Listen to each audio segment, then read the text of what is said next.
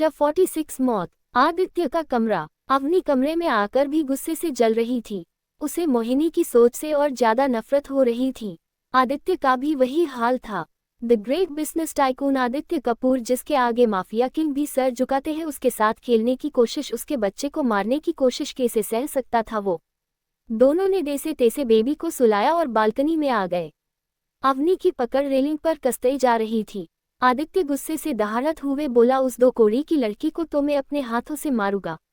उसकी हिम्मत भी कैसे हुई मेरे आदित्य कपूर के बच्चे के साथ ऐसी हरकत करने की। अवनी शातिर मुस्कान के साथ बोली, आदि अभी उसे नहीं मारना है। आदित्य कंफ्यूज होकर बोला, क्यों? अवनी डेविल स्माइल के साथ बोली, अड़कनी जल्दी मौत मिल जाए। वो मौत कैसी? मैं उसके साथ वही करना चाहती हूँ जो मैंने रिया, कामिनी और करण के साथ किया है। ये सुन आदित्य के चेहरे पर भी डेविल स्माइल आ गई। वो अवनी के गाल पर हाथ रख प्यार से बोला, बेबी जैसा आप चाहे वैसा ही होगा। अवनी, जब हम बोर हो जाएंगे तब उसे आप मार देना। आदित्य, ये भी सही है। अवनी, आदि मेरा उन खिलौनों से खेलने का मन है जो हेल में है। ये सुन आदित्य मुस्कुरा दिया। वो अवनी की बात का मतलब अच्छे से समझ रहा था। उसे पता था अवनी रिया, कामिनी और करण के साथ खेलने का बोल रही है। आदित्य प्यार से अवनी के हाथों पर किस करके बोला, आप जो चाहे कर सकती है। अवनी मुस्कुरा उठी। दोनों कुछ बातें करके सो गया। नेक्स्ट मॉर्निंग आदित्य और अवनी शिवांश को नैना जी के पास छोड़कर घर से बाहर निकले। अब तक अवनी की डिलीवरी को 25 दे चुके थे। अवनी की तबीयत कुछ हद तक स्टेबल हो चुकी थी। अवनी और आदित्य सिक्योरिटी के साथ बाहर निकले। कुछ वक्त बाद उनकी कार हेल के सामने रुकी। अवनी और आदित्य के चेहरे पर शैतानी चमक थी। अवनी और आदित्य को देख सबने सर झुका लिया। अवनी और आदित्य एक कमरे के पास आकर रुके। गार्ड ने दरवाजा खोला। ये वही कमरा था जहां रिया को रखा गया था। रिया की हालत ज्यादा खराब थी। बॉडी पर जगह जगह काटने के निशान थे, जलने के निशान थे, जगह जगह बॉडी पर कट लगे थे। वो बेहोश पड़ी थी। उसकी हालत बिल्कुल भिखारी से गई गुजरी लग रही थी। उसकी हालत बिल्कुल वैसी ही थी जैसी पिछले जन्म में अवनी की थी। अवनी ने अपना बदला ले ही लिया था। आदित्य ने गार्ड को कुछ इशारा किया। गार्ड ने तुरंत ठंडा पानी रिया के ऊपर डाल दिया। रिया एक चीख के साथ होश में आई। अवनी ने प्यार से चासनी भरी आवाज में कहा, मेरी प्यारी बहनी रिया, कैसी हो? तुम्हें यहाँ कोई तकलीफ तो नहीं हो रही ना? तुम्हारी खतीरदारी तो अच्छे से हो रही है ना? ये बोलते हुए अवनी के चेहरे पे डेविल स्माइल थी। अवनी की आवाज सुनकर रिया ने सर उठाकर ऊपर देखा। अवनी को रिया की आंखों में अपने लिए सिर्फ नफरत ही दिख रही थी। रिया धीरे से बोली, मुझे इतना तड़पाकर चैन नहीं मिला तुम्हें जो अभी यहाँ आ गई। अवनी डेविल स्माइल के साथ बोली, वो क्या है? मैं तुम्हें खुशखबरी देने आई थी। वो क्या है? तुम मेरी इकलौती प्यारी बहन हो, इतना तो बनता ही है ना।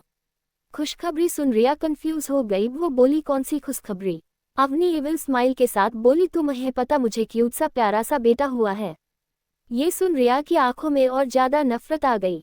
आदित्य भी भड़ास निकालते हुए बोला, बेबी क्यों बताया आपने हमारे शिवांश के बारे में? इसे हमार बच्चे को बुरी नजर लग सकती है। ये सुन रिया जल उठी, पर उसने अपना मुंह बंद रखा। वो उनकी कैद में थी। उसे 10 हद तक टचर किया गया था। उसने ज्यादा न बोलने में अपनी भलाई समझी। अवनी आदित्य को जवाब देते हुए बोली, अरे आदि बेबी की मम्मी है ना, उसे बुरी नजर से बचाने के लिए। फिर रिया की तरफ देखा जो उन्हें ही देख रही थी। अवनी फिर बोली, रिया तुम्हें पता है मेरे बच्चे का नाम शिवांश रखा है मैंने। आदित्य प्यार से अवनी के गाल पर हाथ रख के बोला, बेबी नाम तो आपने प्यारा लगाया है, शिव का अंश शिवांश। इतना अच्छा तो मैं भी नहीं सोच सकता था। अवनी शर्मा कर, आदि आप भी ना। आदित्य ने प्यार से उसके सर पर किस कर लिया और बोला, यू आर बेस्ट बेबी। वही अवनी आदित्य का लविंग जेस्चर रिया से देखा नहीं जा रहा था। अवनी ने आदित्य से ध्यान हटाकर रिया की तरफ देखा और कहा, आज तुम्हें इस दर्द से मुक्त कर ही देते हैं। ये सुन रिया की आंखें चमक उठी। उसे लगा कि वो इस अंधेरे से निकल के बाहर जा पाएगी। शायद अवनी को उस पर दया आ गई होगी पर उसकी खुशी अवनी की आखिरी लाइन सुनकर हवा हो गई। अवनी, आदि में रिया से बोर हो चुकी हूँ। इसका किस्सा आज खत्म कर ही देते हैं। ये सुन रिया की आंखें नफरत से जल उठी। वो जोर से बोली, तुम ऐसा नहीं कर सकती। मैं बहन हूँ तुम्हारी। तेज आवाज सुन रिया को गुस्सा आ गया। अवनी ने गार्ड के हाथ से गन छीनकर रिया के पैरों में गोली मार दी। अवनी तेज आवाज में बोली, चिल्लाओ मत।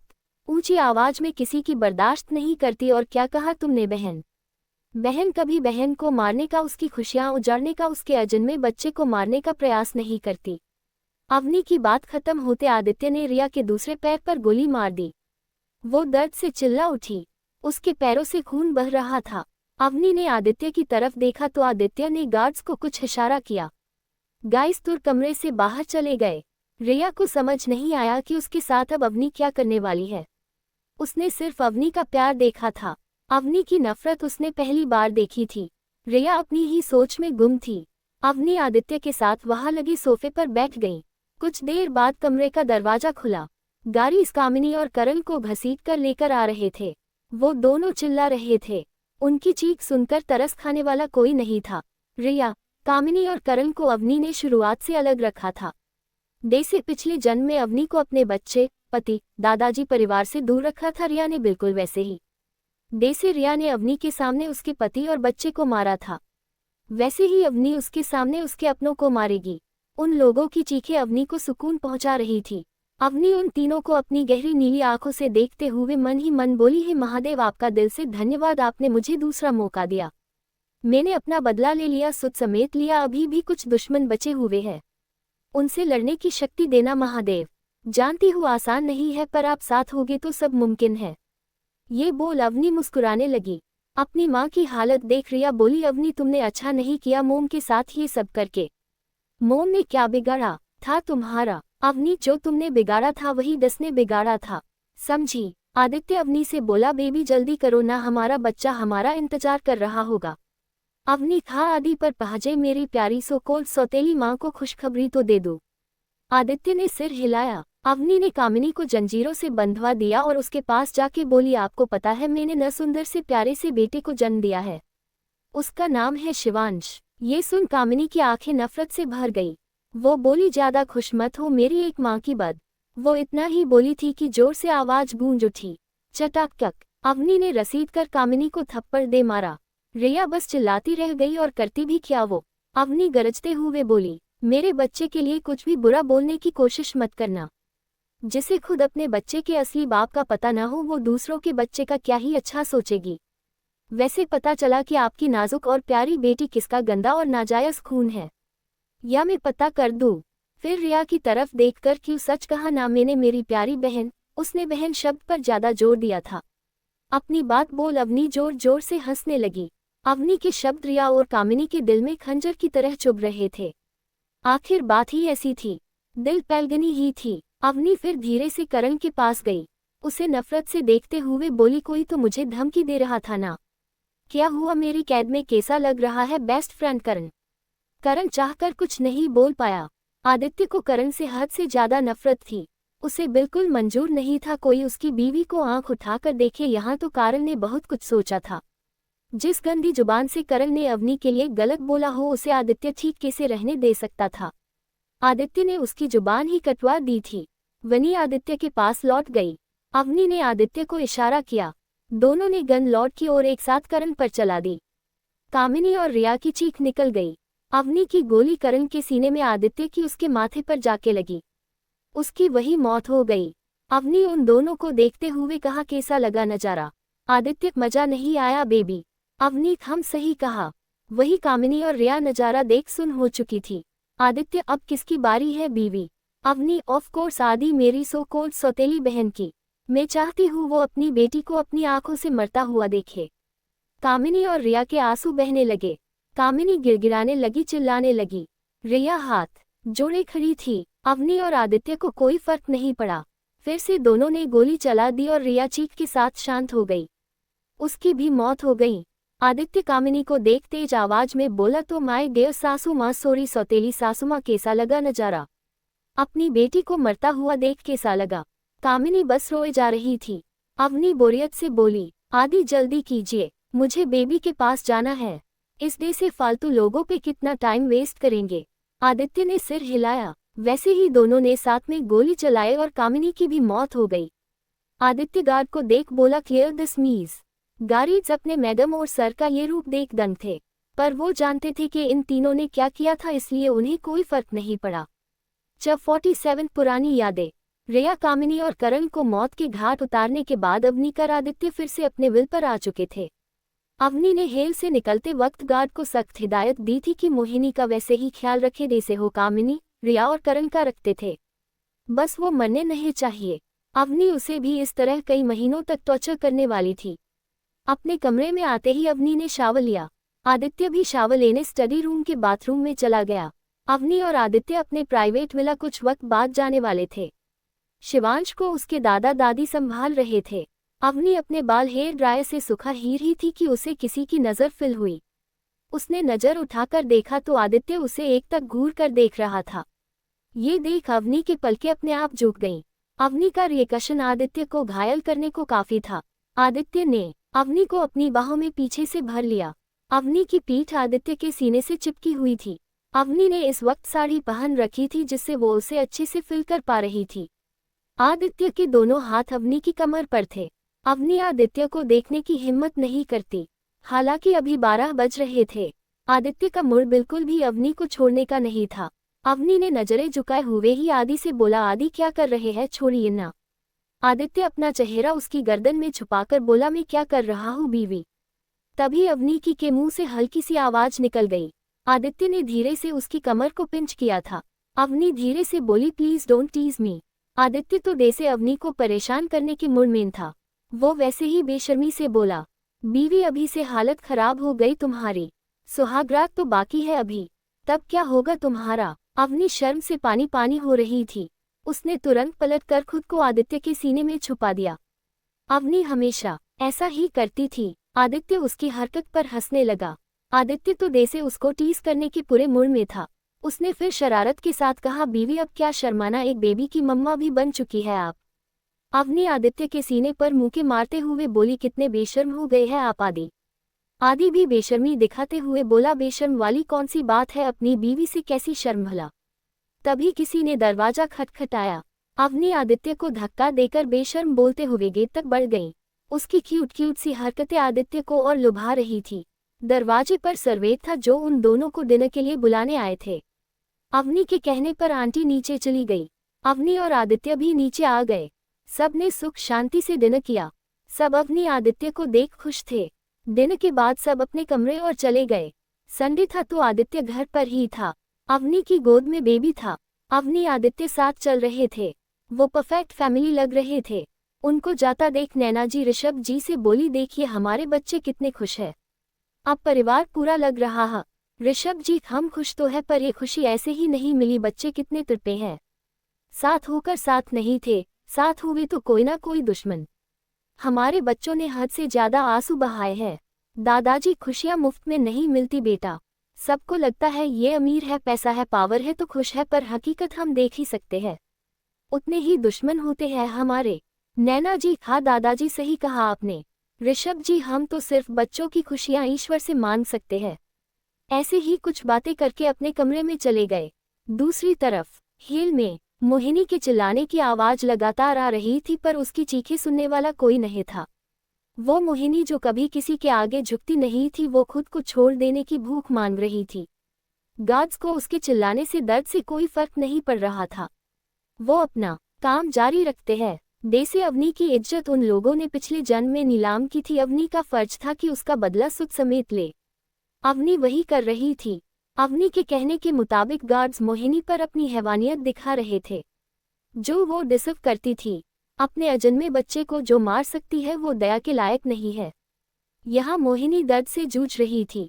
दूसरी तरफ अवनी आदित्य का दिन सुकून से अपने बच्चे के साथ बिता, परिवार के साथ बिता। सब खुशी खुशी रात का डिनर करके अपने कमरे में चले गए। शिवांश को उसके दादा दादी अपने साथ ले गए। शिवांश का साथ उन्हें बड़ा अच्छा लग रहा था। अवनी आदित्य अपने कमरे में चले गए। सब शांति से सो रहे थे कि आदित्य की आंख रात के 2 बजे हलचल से खुली। आदित्य ने देखा अवनी अपने हाथ पांव चला रही थी। उसका चेहरा डर से पीला पड़ गया था। अवनी की बंद आंखों भी आंसू की धार बह रही थी। अवनी नींद में कुछ बोल रहा थी। आदित्य अवनी की ये हालत देख शौक हो चुका था। अवनी की हालत देख उसके दिल में हजारों खंजर से वार हुआ हो ऐसा दर्द हो रहा था। वो अपने प्यार को इस तरह कैसे देख सकता था। अवनी एक ही बात बोले जा रही थी, प्लीज मेरे बच्चे को छोड़ दो, मेरे पति को छोड़ दो, मेरे बच्चे ने क्या बिगाड़ा है तुम्हारा। आदि, शिवांश, प्लीज वेक अप। आदि, शिवू, छोड़ो उन्हें। वो बस नींद में चिल्लाए जा रही थी। आदि खुद घबराया हुआ था। उसने तुरंत अवनी को अपनी बाहों में भर लिया और प्यार से बोला, बेबी मैं यही हूँ, कुछ नहीं हुआ, देखो हमारा बेबी ठीक है, उठो अवी। अवनी किसी भी तरह से शांत नहीं हो रही थी। अवनी ने जोर से झकझोर कर अवनी को जगाया। अवनी नींद से जाग उठी। आदि को देख उसके सीने से जा लगी। वो काफी डरी हुई थी। अवनी के सपने में उसने पिछले जन्म में जब रिया ने आदि और उसके बच्चे को मारा था वो सीन देख लिया था। वो इसलिए डर रही थी। अवनी इतनी डरी हुई थी कि उसका पूरा शरीर डर से कांप रहा था। वो पिछले जन्म में जो हुआ था दोबारा नहीं होने दे सकती थी। आदि उसे प्यार से कंसोल करते हुए बोला, बेबी सब ठीक है, कोई हमें नहीं मार रहा, देखो हम अपने घर में हैं। अवनी कुछ हद तक शांत हो चुकी थी। वो आदि को देख मन ही मन बोली, आदि मैं पिछले जन्म का दर्द यूं ही भूल सकती, मुझे अभी अपने कई दुश्मनों से निपटना है, आपकी और बेबी की रक्षा करनी है। ईश्वर ने जिस बुराई से मैं तड़पी थी वैसी बुराई से सबकी रक्षा का दायित्व दिया है, उसे पूरा करना है मुझे। आपका प्यार ही मेरी ताकत है। आदि अवनी को अपनी सोच गुम देख बोला, क्या हुआ बेबी? अवनी आदि को देख बोली, आदि हम कल पूरी फैमिली के साथ मंदिर जाएं, प्लीज। आदि बिना कुछ सोचे समझे हामी भर दी। आदित्य को अभी भी अवनी की चिंता सता रही थी। अवनी आदि का हाथ पकड़कर बोली, आदि आई एम फिनेल, वो बस बुरा सपना था, हम अपने परिवार, बच्चे और एक दूसरे को कुछ नहीं होने दे सकते। आदि ने सर हिलाया, पर उसे बार बार अवनी का परेशान होना, नींद में रोना, ये सब याद आ रहा था। अवनी ने आदि की लेटाया, अपनी बाहों में भरकर उसकी आंखों को अपने हाथों से बंद कर दिया। अवनी की पॉजिटिव एनर्जी की वजह से आदि नींद के आगोश में चला गया।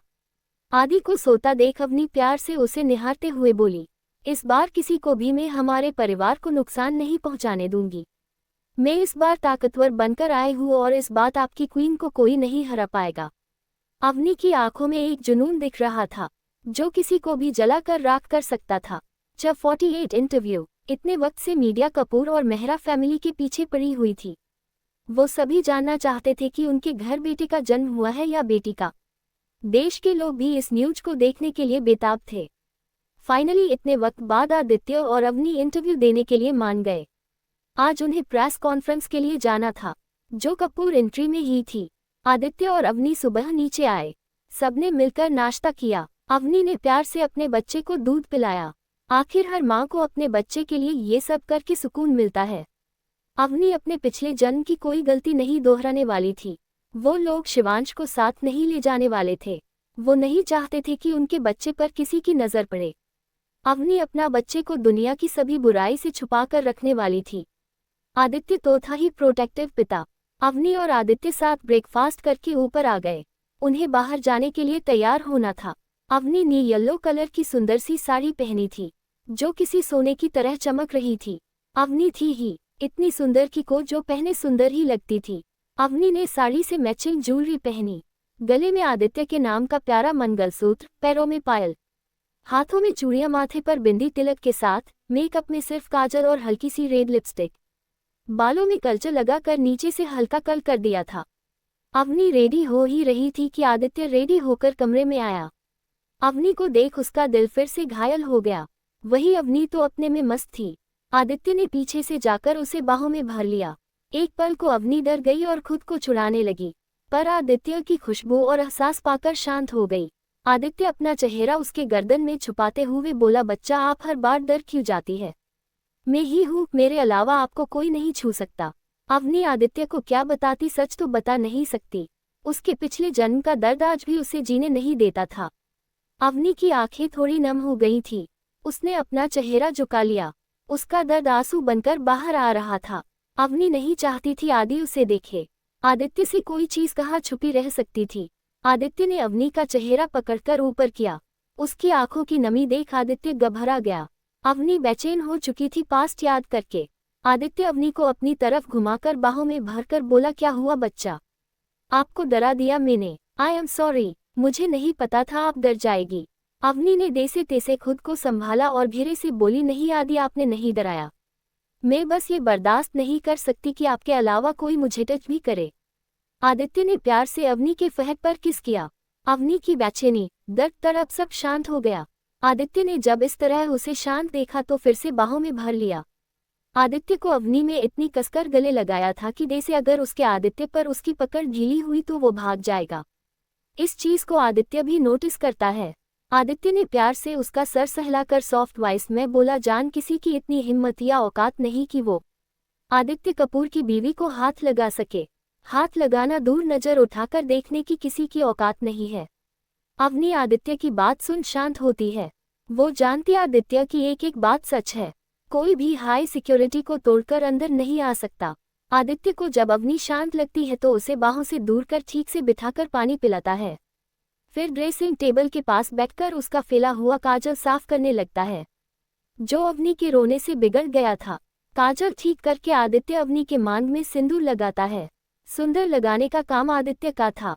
हमेशा आदित्य ही प्यार से अवनी की मांग सजा दिया करता है। अवनी का लुक एकदम परफेक्ट लग रहा था।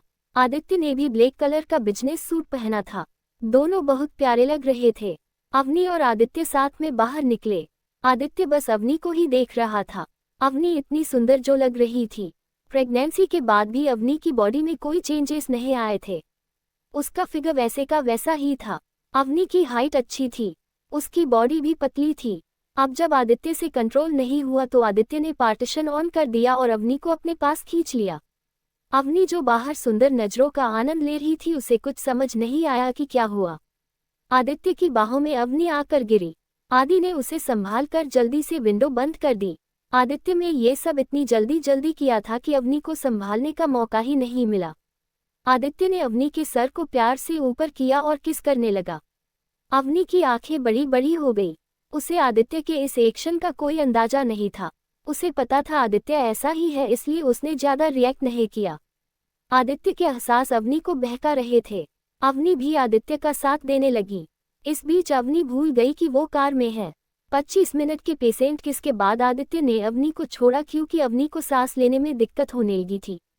अवनी को जब ध्यान आया तो देर हो चुकी थी। अवनी की लिपस्टिक पूरी तरह फैल चुकी थी। अवनी गुस्से से आदित्य को देखने लगी। आदित्य मासूम बनते हुए बोला, बेबी मैंने क्या किया, क्यों गुस्सा हो। अवनी अपने चेहरे की तरफ इशारा करते हुए बोली, ये देखिए पूरी लिपस्टिक बिगड़ दी आपने मेरी। मैं इस तरह से कैसे बाहर जाऊंगी। आदित्य ने स्माइल के साथ बिना कुछ बोले अवनी के होठों को टिश्यू से साफ किया। अवनी बस चुपचाप मुंह फुलाकर बैठी थी। आदित्य ने प्यार से उसे देखते हुए अपनी पॉकेट से लिपस्टिक निकली। अवनी अपने हैंडबैग में लिपस्टिक डालना भूल गई थी, जिससे उसे टेंशन हो रही थी कि क्या करे। आदित्य ने अपने कोट की जेब से अवनी की लिपस्टिक निकाली और प्यार से अवनी को लगाने लगा। अवनी ये देख थोड़ी देर शौक में थी, फिर खुश होकर आदि के गाल पर किस करके बोली, you are best hubby in the world. Aditya बस मुस्कुरा दिया। आखिर वो खुद हो भी क्यों ना, उसके प्यार उसकी बीवी ने उसकी तारीफ जो की थी। तभी कार कपूर इंडस्ट्री में जाकर रुकी। आदित्य के लिए गार्ड कार का दरवाजा खोलने ही वाला था कि अवनी का ऑर्डर सुन रुक गया। आदित्य अवनी को सवालिया नजरों से देखने लगा। अवनी ने आदित्य को अपने पास खींच लिया और उसके होठ पर लगी अपनी लिपस्टिक साफ की, फिर उसके गाल पर। अवनी टिश्यू पर लगे लिपस्टिक दिखाई हुई बोली, आप ऐसे बाहर जाना चाहते थे। आदित्य को अब अपनी गलती का एहसास हुआ। अवनी नी में फिर अपनी लिपस्टिक को अच्छे से लगाया और फिर अवनी के इशारे पर गार्ड ने आदित्य के लिए दरवाजा खोला। आदित्य बाहर आकर अवनी की साइड जाकर उसके लिए दरवाजा खोल हाथ आगे बढ़ा देता है। अवनी को आदित्य का ये जेंटल अंदाज हमेशा पसंद आता है।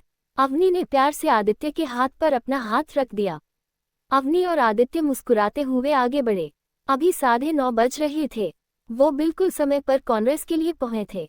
कॉन्फ्रेंस हॉल पूरा रिपोर्टर से भरा हुआ था। दरवाजा खुलते ही सबका ध्यान उनकी तरफ चला गया। अवनी और आदित्य को देख सब उनकी फोटो लेने लगे। वो साथ में लगी इतने प्यारा रहे थे कि हर कोई उनकी तारीफ कर रहा था। अवनी और आदित्य वहां स्टेज पर लगे सोफे पर बैठ गए। ये इंटरव्यू भी लाइव था। देश विदेश सभी जगह से रिपोर्टर अवनी, आदित्य के बच्चे और अवनी की हेल्थ जानने आए थे। अवनी पहले से ज्यादा सुंदर दिखने लगी थी। उसके चेहरे की चमक, दूध सा सफेद रंग, उसके ऊपर पीली साड़ी, अवनी किसी सुंदर खिले फ्रेश गुलाब की तरह लग रही थी। सब ये देख हैरान थे कि प्रेगनेंसी के बाद भी अवनी के परफेक्ट फिगर पर कोई फर्क नहीं पड़ा था। अवनी की सुंदरता और बढ़ गई थी। वो एक फेमस एक्ट्रेस थी ही। शादी और फैमिली रिलेशन को डिक्लेयर करने के बाद करोड़ों में उनके फैन थे। सब अवनी की सुंदरता की तारीफ किए जा रहे थे। आदि माइक लेकर बोला, आप जो पूछना चाहे पूछ सकते हैं। रिपोर्टर बारी बारी सवाल पूछने लगे। रिपोर्टर मिस्टर कपूर आपको बेटा हुआ है या बेटी? आदित्य बेटा हुआ है। ये कहते हुए आदित्य को प्राउड फील हो रहा था। दूसरा रिपोर्टर मिस्टर कपूर आपका बेटा कितने महीनों का हुआ? आदित्य -2 महीने और 2 दिन। सब मुस्कुरा दिए। Reporter Mr Kapoor Mrs Kapoor की हेल्थ कैसी है? आदित्य आप सब देख ही सकते हैं कि जान की हेल्थ बिल्कुल ठीक है। Reporter yes Mr Kapoor, Mrs Kapoor की सुंदरता और भी बढ़ गई है। उनकी बॉडी में भी कोई चेंजेस नहीं है, क्या उन्होंने कोई स्पेशल डाइट फॉलो किया है? अवनी हंसते हुए बोली अगर आप मुझे सोशल मीडिया पे फॉलो करते हैं तो आपने देखा होगा मैं डाइट फॉलो नहीं किया बल्कि ज़्यादा से ज़्यादा चटपटा खाना खाया है। आदित्य प्यार से अवनी के सर को चूमकर बोला मेरी जान को डाइट फॉलो करने की ज़रूरत ही नहीं है। मेरी फूडी जान अपना फेवरेट खाना खाते हुए ही अच्छी लगती है। सब उनका प्यार देख मुस्कुरा दिए। उनके दुश्मन जल रहे थे। खैर इससे किसी को घंटा फर्क नहीं पड़ता। एक रिपोर्टर बोली हाँ सर हमने देखा था आप प्यार से मेम को पानीपुरी खिला रहे थे। कभी ओल्ड मिसेज कपूर उन्हें प्यार से पूरन पूरी खिला रहे थे, कभी मिस्टर मेहरा उन्हें चाट खिला रहे थे। अवनी मुस्कुराकर बोली अब कपूर खानदान की इकलौती बहू और मेहरा खानदान की इकलौती वारिश हूँ तो इतना लाड प्यार तो मिलना ही चाहिए मुझे। ये सब बोलते हुए अवनी बहुत क्यूट लग रही थी। अवनी की क्यूटनेस पर सब मुस्कुरा दिए। आदित्य ने अवनी को आगे बढ़ाकर ऑरेंज जूस पिलाया। अवनी ने प्यार से उसे पी लिया। डॉक्टर ने उसे हेल्थी चीजें लेने के लिए सलाह दी थी जो अवनी बखूबी ले रही थी। जूस खत्म करने के बाद आदित्य ने टीसू से अवनी का मुंह साफ किया। सब जानते थे कि आदित्य को डिस्टर्ब करना मतलब मौत को बुलावा देना, इसलिए किसी की हिम्मत नहीं हुई कि वो आदित्य को डिस्टर्ब करे। बाद में रिपोर्टर ने सवाल जारी रखे। Reporter Mr and Mrs Kapoor आपके बेटे का क्या नाम है? अवनी ने आदित्य को बोलने का इशारा किया। आदित्य मुस्कुराकर बोला शिवांश। शिवांश आदित्य कपूर। रिपोर्टर इस नाम के पीछे की कोई खास वजह? अवनी प्यारी सी मुस्कान लिए गर्व से बोली मेरा बच्चा महादेव का दिया हुआ वरदान है। महादेव का ही अंश है इसलिए हमने उसका नाम शिवांश रखा। शिव का अंश यानी शिवांश। जो लोग लाइव टेलीकास्ट देख रहे थे वो ये नाम सुनकर हद से ज्यादा खुश थे। रिपोर्टर ये नाम किसने रखा है? आदित्य मेरी जान ने। ऐसे ही कुछ सवालों के बाद कॉन्फ्रेंस खत्म होती है। अवनी और आदित्य आदि के केबिन में चले जाते हैं। जब 49 फैसला। अवनी और आदित्य केबिन में आ चुके थे। मीडिया वाले भी मिर्च मसाला लगाकर न्यूज फैलाने में लगे थे। सब जगह बस इस इंटरव्यू के ही चर्चे थे। सभी न्यूज की हेडलाइंस कुछ इस तरह से थी। The great business tycoon Aditya Kapoor महीनों बाद मिसेस कपूर के साथ इंटरव्यू देने आए। मिसेस कपूर ने दिया एक प्यारा बेटे को जन्म। कपूर फैमिली के वारिस 2 महीने और 2 दिन के हो चुके हैं। कपूर फैमिली के बेटे का नाम है शिवांश कपूर। मिसेज कपूर का कहना है कि उनका बेटा महादेव का दिया वरदान है इसलिए उन्होंने उनका नाम शिवांश रखा।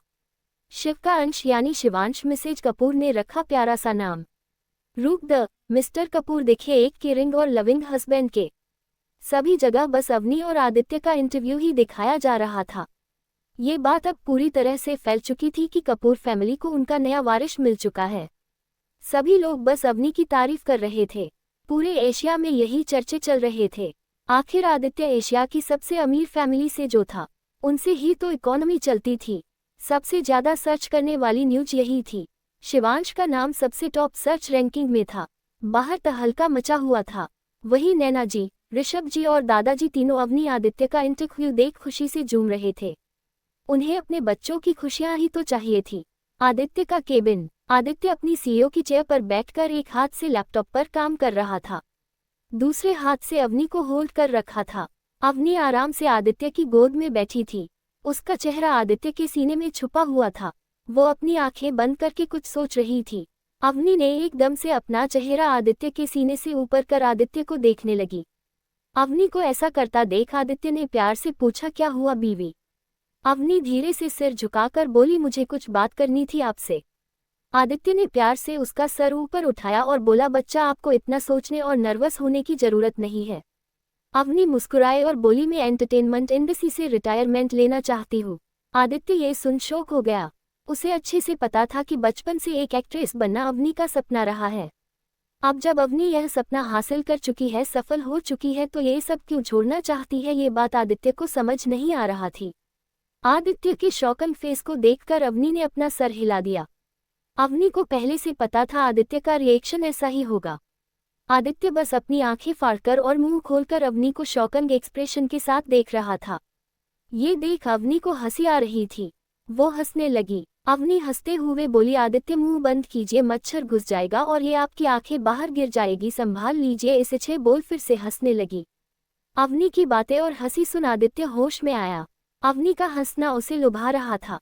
अवनी इतनी सुंदर तैयार हुई थी, ऊपर से उसकी खूबसूरती पर प्यारी प्यो हंसी। आदित्य तो उसे देखने में खो ही गया। उसकी दिल की धड़कन तेज हो चुकी थी। जब उसे रियलाइज हुआ कि उसकी बीवी उस पर ही हंस रही है तो आदित्य का मुंह बन गया। आदित्य मुंह बनाते हुए बोला, आप ऐसे शौक देंगी तो यही होगा ना। आपका बचपन का सपना रहा है एक्टिंग, तो अब ये क्यों छोड़ना? क्या वजह है इसकी? अवनी मुस्कुराते हुए बोली, आदि आप शायद भूल रहे हैं कि मैं मिसेस कपूर होने के साथ साथ मेहरा खानदान की इकलौती वारिश भी हूँ। मैंने अपनी एक्टिंग का सपना पूरा कर लिया है।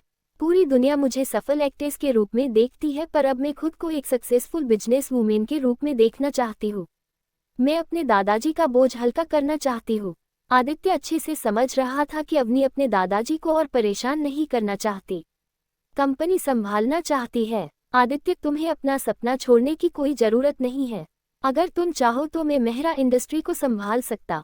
अवनी, आप ऑलरेडी इतना बिजी रहते हैं, पूरी कपूर इंडस्ट्री संभालते हैं, तो मैं भी मेहरा इंडस्ट्री संभाल सकती हूँ। आप मुझे अपने से कम मत समझिए। हाँ आदित्य, मैं कम नहीं समझ रहा आपको। बच्चे, बस आपका सपना छोड़ने की बात मुझे अच्छी नहीं लगी। अवनी आदित्य की गोद से उठ गई।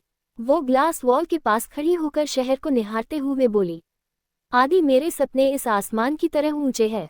मैंने एक सफल एक्ट्रेस बनकर दिखा दिया, पर अब मुझे बिजनेस करना है। मैंने रिटायरमेंट के लिए पहले ही सोच लिया था। मैं बस आपको अब बता रही हूँ, मेरा सपना है इस आसमान की ऊंचाई को छूने का। अवनी की बात सुनकर आदि मुस्कुराया और बोला, अब जब आप यही चाहती है तो मैं यही करूँगा। आप मेहरा इंडस्ट्री को ऑफिशियली हैंडओवर करने के परमिशन दादाजी से लेनी होंगी। मैं आपके साथ हूँ, आप जो करना चाहे बच्चा। अवनी जद से आदित्य के गले लग गई। उसकी आंखों में आंसू थे। अवनी को अच्छी तरह याद था कि पिछले जन्म में किस तरह रिया ने धोखे से पूरी मेहरा इंडस्ट्री को अपने कब्जे में किया था, कैसे दादाजी को मार दिया था। ये याद करके अवनी की आंखें नम हो जाती है। अशोक मेहरा ने अवनी को बचपन से बिजनेस की नॉलेज दी थी। अवनी को हर तरह की चीजें सिखाई गई थी, fighting, shooting, drawing, business, politics, ऐसी कई चीजें जो एक अमित परिवार के बच्चे को सीखनी चाहिए। अवनी अपने दादाजी के एफर्ट देख सब प्यार से सीख लेती थी। उसका IQ लेवल वैसे ही ज्यादा था। पुनर्जन्म के बाद अवनी की याद शक्ति और ज्यादा तेज हो गई थी। वो जो एक बार पढ़ती थी उसे याद रह जाता था, या यूं कहे दिमाग में छप जाता था। अवनी ने पुनर्जन्म के बाद ही ये तय कर लिया था कि वो एंटरटेनमेंट इंडस्ट्री छोड़ देगी। वो अपनी कंपनी गलत हाथों में कभी नहीं जाने देगी। वो बिजनेस के लिए पैदा हुई है, वही करेगी। आदित्य, जो प्यार से अवनी को गले लगा के खड़ा था, अपनी शर्ट को भीगा महसूस कर घबरा गया। उसने तुरंत अवनी को खुद से थोड़ा दूर कर देखा। अवनी का चेहरा आंसू से भीगा हुआ था। उसका चेहरा रोने की वजह से लाल हो गया था। ये देख आदित्य के दिल में खंजर चला हुआ महसूस हुआ। वो सब सह सकता था, अवनी के आंसू नहीं। उसने प्यार से अवनी के गालों को दोनों हाथों में भरकर पूछा, क्या हुआ वाइफी? अवनी अपनी पुरानी यादों से बाहर आई। उसने आदित्य का चेहरा देखा। आदित्य की आंखों में खुद के लिए प्यार, केयर, फिक्र, तड़प, दर्द सब देख सकती थी। अवनी को अपने पिछले जिंदगी की गलती पर और ज्यादा पछतावा हो रहा था। जो हो गया उसे वो बदल नहीं सकती थी, पर अब कोई गलती नहीं करेगी, ये उसके हाथ में था। अवनी की आंखें फिर भर आई। अवनी को अपने ख्यालों में खोया देख आदि और परेशान हो गया। अवनी तब होश में आए जब उसे अपने गालों पर आदित्य के होठ फिल हुए। आदित्य से अवनी के आंसू देखे नहीं जा रहे थे। अवनी की आंखें फिर नम देख आदित्य अवनी गाल पर होठ रख धीरे धीरे उसके आंसू को पीने लगा। आदित्य के एहसास को पाकर अवनी का रोना बंद हो गया। अवनी बस आदि को फिल करने लगी। कुछ देर बाद आदि ने रुककर अवनी को देखा जो उसके एहसासों में खोई थी। ये देख आदि मुस्कुरा दिया। आदित्य ने प्यार से अवनी के फोरहेड पर, बंद आंखों पर, गालों पर किसकर लास्ट में उसके होठों को अपने होठों से जोड़ दिया। आदि का इरादा अवनी को सॉफ्ट किस करने का था, पर अवनी के सॉफ्ट चेरी डे से होठों को फिल करके उसकी किस डिप हो गई। 20 मिनट बाद आदित्य ने अवनी को सांस लेने में दिक्कत हुई तब छोड़ा। आदित्य प्यार से उसे निहारने लगा। अवनी का चेहरा लाल टमाटर जैसा हो गया था। आदित्य ने डिस्ट्रैक्ट हुए बिना पूछा, बीवी क्यों रो रही थी आप? मैंने कितनी बार मना किया था कि अपने कीमती आंसू मत बहाया करो। मुझे तुम्हारे आंखों के आंसू र देते हैं। अवनी को समझ नहीं आ रहा था कि वह अब क्या जवाब दे। सच तो वो बता नहीं सकती थी। उसने बहाना बनाते हुए बोला। अवनी आदि वो मैं ये सोचकर इमोशनल हो गई थी कि दादाजी जब ये सुने तो कितने खुश होंगे। उन्होंने मुझे बचपन से बेटे की तरह पाला है, सबसे छुपाकर मुझे सब सिखाया है, judo, karate, martial art, politics, business, ना जाने क्या क्या। अब जब मैं सफल होऊंगी तो उनका सर गर्व से ऊंचा होगा, वो मैं देखना चाहती हूँ। वैसे ये अवनी का सिर्फ बहाना नहीं था, वो अपने दादाजी को खुश देखना चाहती थी, सफल होना चाहती थी। आदित्य उसे खुश देख खुश हुआ। वो दोनों कुछ देर डिस्कस करके घर निकल गए। जब 50 मेहरा इंडस्ट्री। अवनी और आदित्य ऑफिस से निकल गए। उन्हें मेहरा इंडस्ट्री में जाना था। अवनी को पता था कि कुछ राइवल कंपनी के लोग मेहरा इंट्रा से जानकारी उनकी कंपनी तक पहुंचा रहे हैं। अवनी और आदित्य की गाड़ी मेहरा इंडस्ट्री के आगे रुकी। गार्ड्स ने तुरंत आगे आकर दरवाजा खोला। आदित्य बाहर आकर दूसरी तरफ चला गया। उसने अवनी के लिए दरवाजा खोला, अपना एक हाथ आगे कर दिया। अवनी को आदित्य का ये जेंटल अंदाज बहुत अच्छा लगता था। अवनी ने मुस्कुराकर अपना हाथ आदित्य का हाथ पकड़ लिया।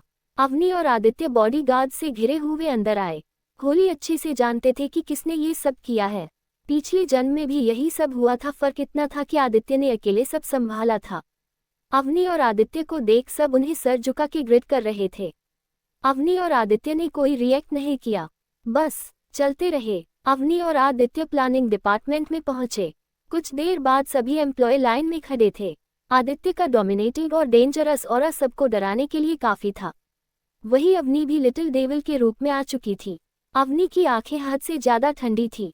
उसका हर एक कदम डेंजरस वाइब्स दे रहा था। सारे एम्प्लॉय का डर से बुरा हाल था। उनके मन में बस यही बात चल रही थी कि आदित्य सर अकेले काफी नहीं थे कि उनकी मैडम भी इतनी कोल्ड और डेंजरस हो गई। सभी मन ही मन भगवान से प्रार्थना कर रहे थे कि बस उन्हें कुछ ना हो। आदित्य ने एक तीखी नजर से रजत को देखा। रजत तुरंत सर हिलाकर चला गया। पैर पर पैर रखकर आदित्य किसी राजा की तरह बैठा था। अवनी भी आदित्य के पास बैठी थी। वो दोनों एकदम परफेक्ट कपल लग रहे थे। Devil king and her beautiful queen. Aditya खतरनाक आवाज में बोला, मेहरा इंडस्ट्री की इन्फॉर्मेशन वमा इंडस्ट्री तक कैसे पहुंची? हालांकि अवनी ने पहले ही इन्फॉर्मेशन बदल दी थी, पर गद्दारों को पकड़ना जरूरी था। कोई कुछ नहीं बोला, सबके माथे पर पसीने की बूंदत पक रही थी। प्लानिंग डिपार्टमेंट का हेड की डर से बुरी हालत थी। उसने ही ये सब किया था। लालच में आकर उसने कुछ रुपए के लिए अपना स्वाभिमान बेच दिया। उसके साथ 2 और एम्प्लॉय भी थे उसी साथी। जब कोई सामने नहीं आया तो अवनी ने अपनी कोल्ड वॉइस में कहा, तुम खुद सामने आओगे या मैं अपना तरीका अपनाऊं? तीनों एम्प्लॉय की बुरी हालत थी, पर वो खुद को शांत दिखाने की कोशिश कर रहे थे। उनका पूरा चेहरा पसीने से भीगा था। फिर भी तीनों में से कोई आगे नहीं आया। अवनी और आदित्य उनके बारे में जानते ही थे। आदित्य अपनी कोल्ड भयानक आवाज में बोला, तुम लोगों को क्या लगता है हमें पता नहीं है कि किसने ये किया है? आदित्य की बातों में सरकालिज्म साफ महसूस किया जा सकता था, जिसे सब समझ रहे थे। अब अवनी और आदित्य ने एक दूसरे को कुछ इशारा किया। अगले ही पल वहां तेज चीख सुनाई दी। एक एम्प्लॉय अपना पैर पकड़ दर्द से चीख रहा था। आदित्य ने अपनी पॉकेट से गन निकलकर उस धोखेबाज के पैरों पर चला दी। ये देख हेड का बुरा हाल था। तभी अवनी आदित्य के हाथों से गन छीनते हुए बच्चों जैसा मुंह बनाकर बोली, अब मेरी बारी। अवनी का ये रूप देख सारे एम्प्लॉय दंग रह गए। अवनी क्यूट एक्सप्रेशन के साथ गन मांग रही थी। वो इतनी क्यूटली मुंह बना रही थी कि एक पल को सारे मेल एम्प्लॉय उसे निहारने लगे। वो ये भूल चुके थे कि वो लड़की खिलौना नहीं गन मांग रही है। आदित्य को जब सबकी नजरें अवनी पर फिल हुई तो आदित्य ने अपनी शेर जैसी खतरनाक आंखों से सबको घूर कर देखा। सभी ने तुरंत डर के अपनी नजरें हटा ली। सबको अपनी बेवकूफी पर रोना आ रहा था। वो सब ये कैसे भूल गए कि अवनी डेविल की वाइफ है। अगर डेविल की पॉसेसिवनेस को जगा दिया तो सबको मार देगा। आदित्य उन सबको घूरते हुए बोला, क्या सब लोग भूल गए हैं कि मैं कौन हूँ? लगता है मेरा खौफ तुम लोगों में कम हो चुका है, तभी तो मेरी बीवी को घूरने की हिम्मत हुई तुम लोगों की। सब डर के मारे 2 कदम पीछे हटकर नजरें नीची कर ली। अवनी तो हाथ में गन लिए आदित्य के जलन भरे एक्सप्रेशन ही देख रही थी। अवनी को आदित्य के चेहरे पर जलन और गुस्सा साफ दिख रहा था। उसमें आदित्य और अट्रैक्टिव और चार्मिंग लग रहा था। अवनी को आदि के जलन भरे एक्सप्रेशन देख उस पर और प्यार आ रहा था। आदित्य ने जब अवनी की प्यार भरी नज़र खुद पर फिल की तो उसने अवनी की तरफ देखा जो उसे ही प्यार भरी नज़रों से निहार रही थी। आदि मुस्कुरा दिया, उसने अपनी मुस्कान छुपा भी ली। अवनी आदित्य की आंखों में आंखें डालकर उसे बोली, अब मेरी बारी। आदित्य ने पलकें झपकाकर हमें इशारा किया। आदि का इशारा करते ही अगले सेकंड रूम में फिर से किसी की चीख सुनाई दी। जी हाँ, ये गोली अवनी ने चलाई थी और दूसरे गद्दार पर चलाई थी। वो एम्प्लॉय दर्द से तड़प उठा। उसकी चीख सुन अवनी कोल्डली बोली, दर्द तो होना ही था, आखिर हमें धोखा जो दिया है, अब भुगतो। तभी अवनी ने फिर से मैनेजर पर गोली चला दी। इस बार मैनेजर भी गिर पड़ा। तीनों अवनी और आदित्य के पैरों में गिरकर माफी मांगने लगे। आदित्य और अवनी भला अपने दुश्मनों को कैसे छोड़ देते। आदित्य ने कोल्ड वॉयस में सभी को हेल में पहुंचाने का ऑर्डर दिया। हेल सुनकर सबकी जान हलक में आ गई। सबको अच्छे से पता था कि हेल में टॉर्चर सहने से अच्छी मौत होती है। सब चिल्लाते रहे पर कोई फायदा नहीं हुआ। गार्ड्स उन्हें उठाकर ले गए। मीटिंग रूम में सन्नाटा छा गया। किसी में हिम्मत नहीं थी कि जोर से सांस भी ले सके। सबकी आंखों में डर था। अवनी अपनी खतरनाक आवाज में शेरनी की तरह दहाड़ती हुई बोली, आप सब देख ही चुके हैं कि मुझे धोखा देने का अंजाम क्या होता है। इस घटना को आप सब देख चुके हैं। अब आगे क्या करना है आपकी मर्जी। इतना बोल आदि के साथ खड़ी होती है। दरवाजे के पास पहुंचकर पीछे मुड़कर खती है। सब डर से नजरें झुका लेते हैं। तभी अवनी फिर से गोली चलाती है। उसका निशाना एक फ्लावर पॉट था जो गिरकर चूर चूर हो चुका था। ये देख फिर से सब डर जाते हैं। अवनी सबके डर को देख से इस्तीफाए होकर निकल जाती है। तीनों गद्दारों को हेल भेज दिया गया था। अवनी और आदित्य घर आते हैं। ये सब काम करते हुए उन्हें शाम हो चुकी थी। घर आकर अवनी आदित्य फ्रेश होकर शिवांश के साथ टाइम स्पेंड करके उसे सुला देते हैं। सब डाइनिंग टेबल पर बैठे थे। अवनी आदि से इशारे में कुछ पूछती है। आदि पलके झपका देता है। अवनी सबको देख बोलती है, मोम देख दादू, मुझे कुछ जरूरी बात करनी है।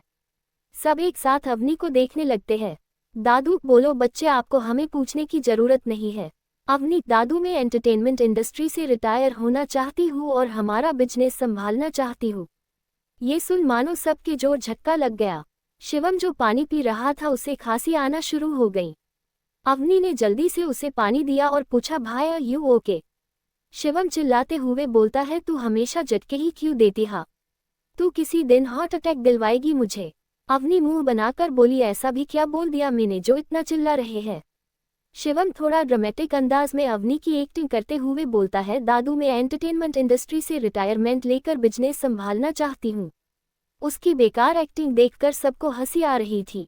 शिवम अपनी बात आगे बढ़ाकर बोलता है, हम सब जानते हैं कि तुम्हें अपने करियर से कितना प्यार है, कितनी मेहनत की है तुमने इस मुकाम पर आने के लिए। फिर अचानक ये फैसला, कोई परेशानी है तो बताना। दादाजी, हाँ बच्चे, कोई दिक्कत हो तो बताओ हमें। सब सवाल पे सवाल करने लगे। जब सब चुप हो गए तो अवनी बोली, हो गया आपका। फिर आदित्य को देख आदि, आप समझाओ ना इन्हें। आदित्य मुस्कुरा देता है। उसे अवनी का चिढ़ा हुआ चेहरा देखने में मजा आ रहा था, इसलिए शांत बैठा था। आदि सबको देख बोलता है, ये फैसला जान ने खुद लिया है। उसे कोई प्रॉब्लम नहीं है, बस उसे अब बिजनेस करना है और कोई बात नहीं है। नैना जी परेशान सी बोली, यूं अचानक पर?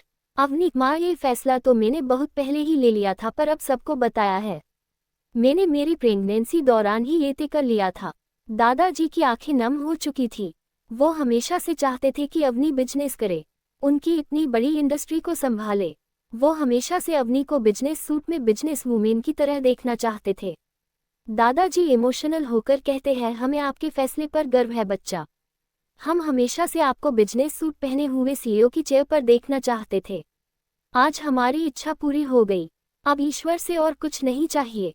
अवनी को फिर एक बार अपनी पिछली जिंदगी की गलतियों पर गुस्सा आ रहा था कि क्यों वो अच्छे बुरे की पहचान नहीं कर पाई। अब वो दादाजी को बिल्कुल निराश नहीं करेगी। एक बार फिर वो महादेव को दिल से शुक्रिया कहती है उसको दूसरा मौका देने के लिए।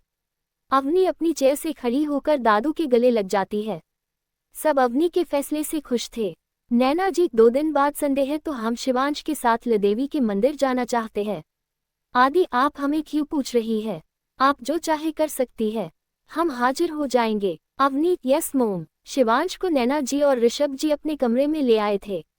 वहां उनकी जरूरत का हर सामान पहले से मौजूद था। वो जानते थे कि उनके बच्चे उनकी कंपनी, बिजनेस, दुश्मनों से लड़ाई में कितना उलझे रहते हैं।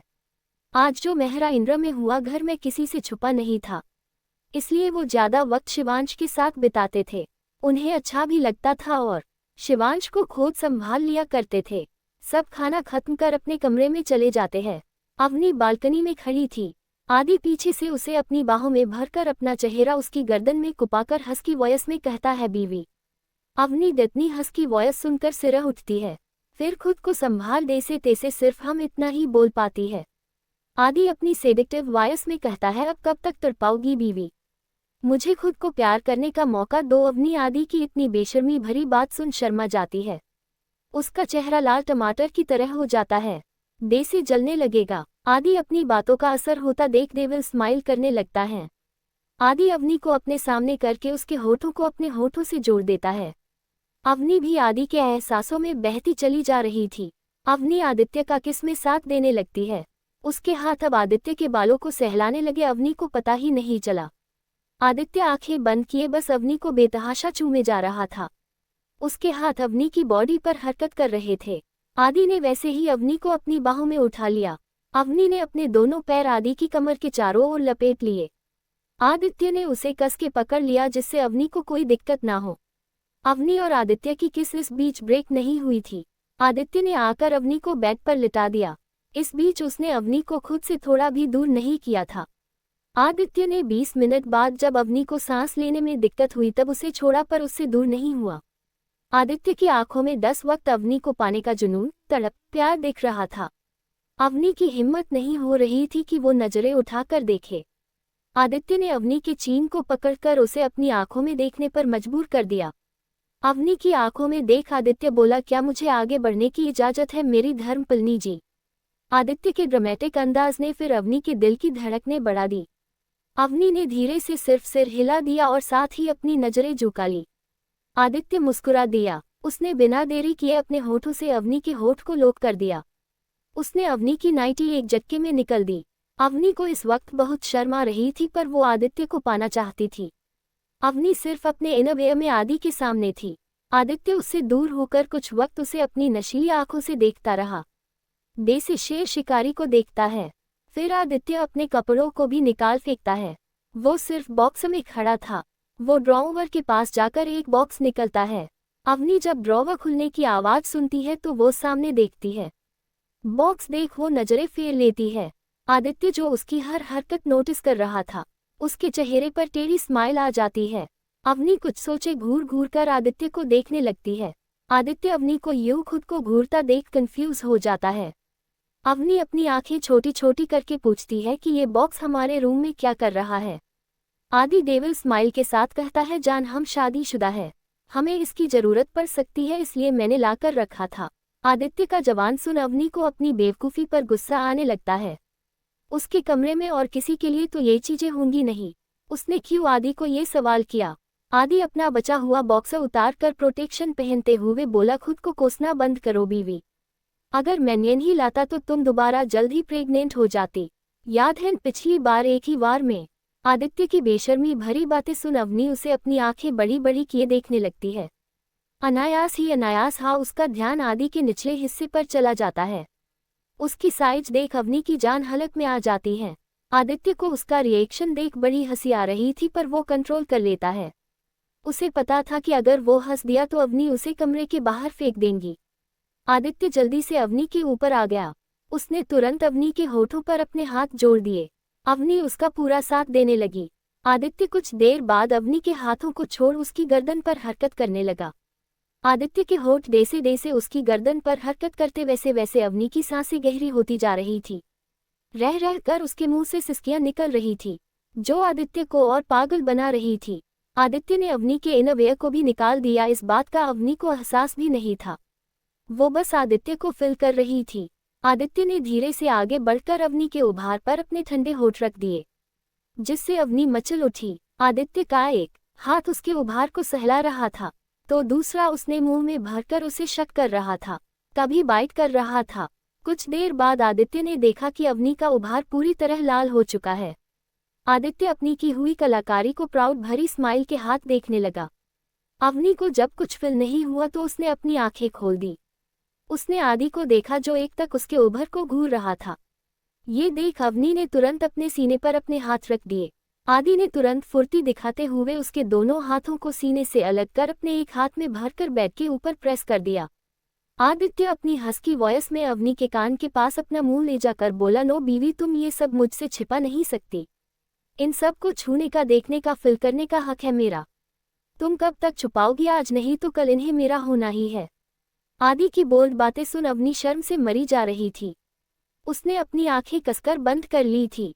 आदि आओ मैग्नेटिक वॉइस में बोला, जान ओपन योर आइज। 51 प्रोमेंस। आदि अपनी मैग्नेटिक वॉइस में बोला, ओपन योर आइज जान।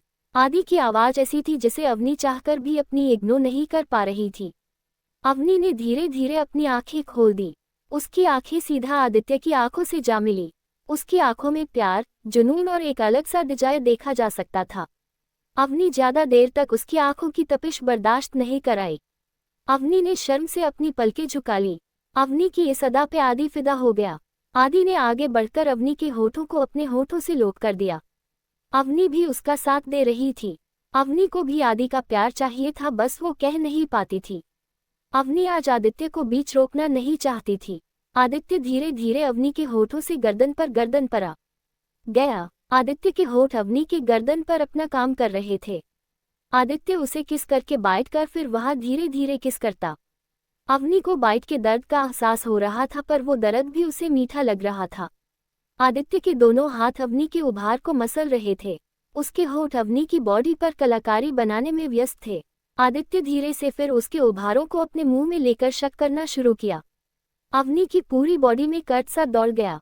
उसके पेट में हजारों तितलियां उस रही थी। आदित्य ने उसके उभारों को फिर से पूरा रेड कर दिया। बाइट के लाल निशान साफ दिखाई दे रहे थे। वो धीरे धीरे पूरे पेट पर किस और बाइट करते हुए नीचे की ओर बढ़ रहा था। आदि ने उसकी नाभि से खेलना शुरू किया। आदित्य ने उसकी नाभि में अपनी जीभ से खेलते हुए ही अपने हाथों से अवनी के पैरों को जो अवनी ने जोड़ रखे थे उसे अलग किया। आदित्य ने अपना मुंह उसके पैरों के बीच में रख दिया। उसे किस और शक करने लगा। आदि की जीभ अपनी थाई पर महसूस कर अवनी पीछे खिसककर अपने पैरों को उससे दूर करना चाहती थी, पर आदित्य ने ऐसा होने नहीं दिया। आदित्य ने तुरंत उसके नेचेस्ट मूंछ को पहचान कर उसे कमर से पकड़ लिया और हस्की चॉइस में बोला, नो जान, आज नहीं। ये मेरा हक है। आप मेरा हक मुझा से नहीं छीन सकती। आदित्य की मैग्नेटिक चोन्य सुन अवनी शांत हो गई। आदित्य ने फिर से उसके पैरों के बीच अपनी जीभ चलाना स्टार्ट किया। अवनी पूरी पसीने से भीग चुकी थी। अवनी आदि से बोली, आदि प्लीज और मत तड़पा दे। Aditya please what baby. Avni please take me. Aditya के चेहरे की स्माइल गहरी हो है। आदित्य ने एक नजर अवनी को देखा और उसके होठों पर अपने होंठ जोड़ दिए। आदित्य उसे पेस्ट होकर किस करने लगा। धीरे से वो अपनी उंगलियां अवनी के थाई में ले गया। धीरे धीरे से उसे अंदर बाहर निकलने लगा, जिससे अवनी को दर्द हुआ, पर अवनी की चीख उसके गले में ही दबकर रह गई। 15 से 20 मिनट बाद अवनी को सांसें लेने में दिक्कत हुई, तब जाकर आदित्य ने उसे छोड़ा और अपनी उंगलियां भी निकल ली। आदित्य अवनी को देखते हुए ही बोला, जान, क्या मुझे आगे बढ़ने की परमिशन है? अवनी जो आंखें बंद करके लेटी हुई थी उसने अपने आंखें खोल पुलके झपका दी। आदित्य उसका इशारा समझकर धीरे धीरे उसके अंदर समाने लगा। अवनी को आदित्य का ये जेंटल जेस्चर बहुत अच्छा लग रहा था। वो आखिर पल में भी उसकी परमिशन मांग रहा था। आदित्य के उसके अंदर समाते ही अवनी की चीख निकल गई। उसकी आंखों से आंसू कुशन को भिगोने लगे। आदित्य ने उसका दर्द से ध्यान भटकाने के लिए उसके होठों को अपने होठ से कैप्चर कर किस करने लगा। साथ ही साथ उसकी बॉडी को हल्के हाथों से सहलाने लगा। धीरे धीरे अवनी का दर्द कम हो गया। ये महसूस होते ही आदित्य ने अपनी कमर को धीरे से मूव करना शुरू कर दिया। शुरुआत में आदित्य काफी जेंटल था, पर धीरे धीरे वाइल्ड हो गया। अवनी की अट्रैक्टिव बॉडी, उसकी खुशबू सब उसे पागल बना रहा था। हालांकि अवनी को दर्द का एहसास हो रहा था, पर उसने आदित्य को नहीं रोका। उसे ये दर्द भी अच्छा लग रहा था। सुबह के 3 बजे तक लव मेकिंग के बाद आदित्य उसे अलग हुआ। उसने अवनी को अपनी ब्लैक शर्ट पहनी, खुद शॉर्ट्स पहने और उसे अपनी बाहों में लेकर सो गया। अवनी तो पहले ही दो चुकी थी। नेक्स्ट मॉर्निंग, आदित्य का रूम। सुबह 8 बजे जब आदित्य को अपने सीने पर कुछ गता हुआ कि उसकी आंख खुल गई। आदित्य ने देखा उसकी बीवी खिड़की से आती धूप की वजह से उसके सर को आदि के सीने के छुपाने की कोशिश कर रही है। आदित्य अवनी की इस हरकतों पर मुस्कुरा दिया। आदि ने प्यार से अवनी को उठाया, वेक अप बेबी। 8 बज गए। अवनी गुस्से में रात को भी सोने नहीं दिया, अभी भी सोने नहीं दे रहे। मैं नहीं उठ रही। आदित्य उसके गुस्से को देख मुस्कुराने लगा। आदि ने फिर प्यार से कहा, नाश्ता करके फिर सो जाना। शिवू से नहीं मिलना क्या आपको? शिवांश के नाम पर मजबूर होकर अवनी उठ गई। आदित्य उसे अपनी बाहों में उठाकर वॉशरूम ले गया। अवनी को गर्म पानी के बाथटब में बिठाकर आदि शावर लेने लगा। गर्म पानी से अवनी को कुछ राहत महसूस हुई। अब उसे अच्छा महसूस हो रहा था। आदित्य ने शावर लेकर अवनी को भी शावर दिया। अवनी की सॉफ्ट बॉडी को टच करके आदि को फिर अपनी बॉडी में गर्मी का एहसास ही रहा था, पर उसने खुद को रोक लिया। उसे अच्छे से पता था कि रात को उसने अवनी को बहुत परेशान किया है और अब उसने कुछ किया तो अवनी हट होगी। वो अवनी को हट नहीं करना चाहता था। आदि ने शावर लेने के बाद अवनी को लेकर क्लोजेट में गया। खुद रेडी होकर अवनी को रेडी किया। वो दोनों नीचे आए। सबने नाश्ता किया। आदि ऑफिस के लिए निकल गया। अवनी शिवांश को लेकर सोने चली गई। कमरे में जाकर अवनी ने शिवांश को प्यार से अपनी बाहों में लिया और प्यार से उसे लोरी सुनाने लगी। अवनी की मीठी आवाज सुनकर शिवांश जल्दी से सी गया। अवनी भी बेड के चारों तरफ पिलो लगाकर सो गई। जब 52 साजिश अवनी और शिवांश चैन से सो रहे थे, नैना जी कमरे में आए। अपनी बहू और पोते को प्यार निहार रही थी। हालांकि उनका उन्हें उठाने का मन नहीं था, पर दोपहर के 1 बज रहे थे। शिवांश का मिल्क और अवनी का लंच भी जरूरी था। अवनी के सर पर हाथ रखकर नैना जी उसे प्यार से सहलाती हुई बोली, बच्चे उठ जाओ, लंच टाइम हो गया है। अवनी ने धीरे से आंखें खोल दी। उसने नैना जी को देखा और मुस्कुरा दी। उसने नैना जी को खड़े होकर गले लगा लिया। वही हलचल से शिवांश भी उठ गया। वो टुकुर डुकुर अपनी माँ और नानी को देख रहा था। हालांकि उसका स्वभाव ही शांत था, पर सिर्फ बाहर वालों के लिए।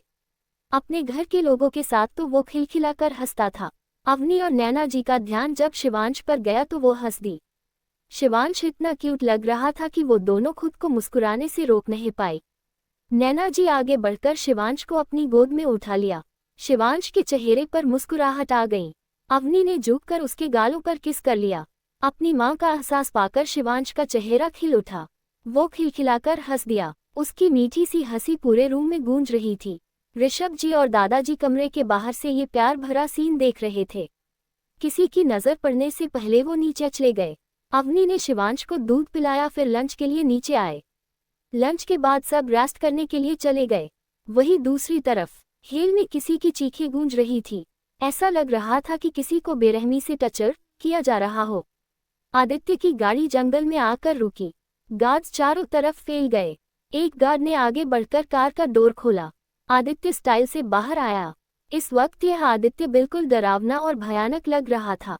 ये आदित्य उस आदित्य से बिल्कुल अलग था जो परिवार के साथ प्यार से बात करता था, अवनी और शिवांश के साथ सॉफ्ट होता था।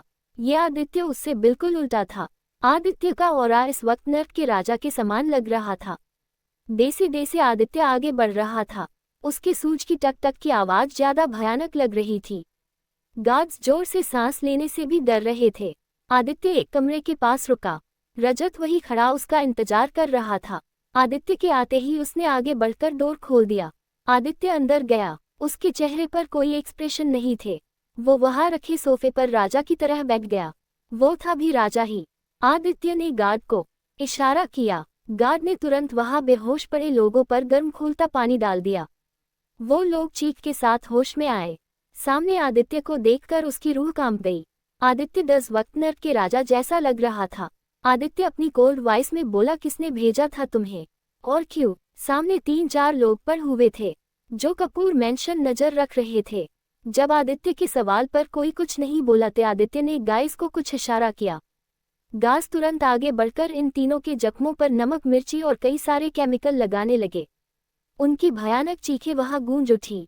इससे किसी को कोई फर्क नहीं पड़ा। आदित्य उसे शो की तरह एंजॉय कर रहा था।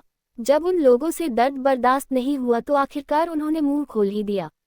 उन 3-4 लोगों में से एक आदमी बोला, किंग माफ कर दीजिए, हमें अगम सिंघानिया ने आप पर नजर रखने के लिए बोला था कि आपके मेंशन पर नजर रखे और वक्त आने पर क्वीन और लिटिल मास्टर को किडनैप करके।